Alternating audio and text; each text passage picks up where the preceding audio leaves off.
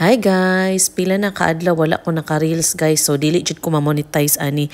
Anyway, naglaag na pud mi aning adlaw Friday padung mi didto sa Lusail kay moadto mig Doha Festival City. Mall na siyang Doha Festival City guys, nga naa ditong IKEA.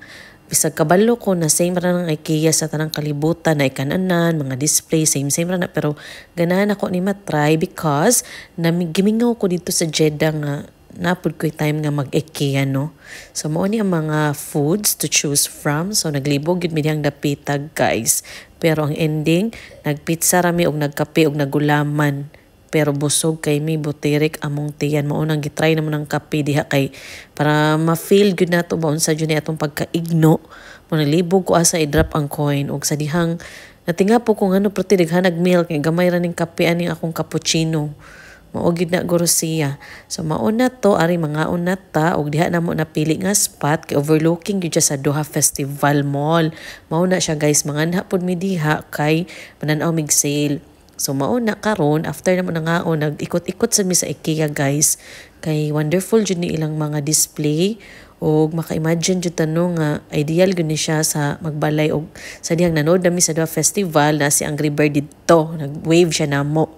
Kisa na yung kuyog si Tweety Bird ba na o kisa na siya.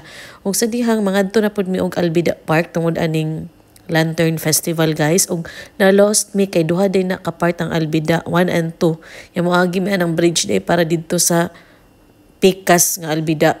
Perting kapuya ani guys naka 20,000 steps good mi kay so good pa mi alauna nagpadag-padag dinhi sa Qatar kay FIFA Arab Cup man, so gusto nang ma-feel bisag isa lang kaadlaw sa kasimana. Og sa dihang naabot na gid mi sa Albida Park, nagkita na mi sa among friend na si Ella.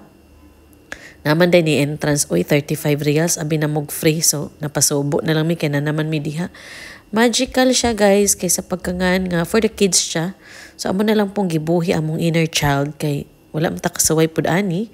So diha nagduwa mi ni Ella anang shoot the ball kay gusto mi makadaog anang stuffed toy nila pero tikasan pud ni uy kay ilang bola ba guma. Ayusan ni siya uy bati siya gaan siya guys di jud siya makashoot.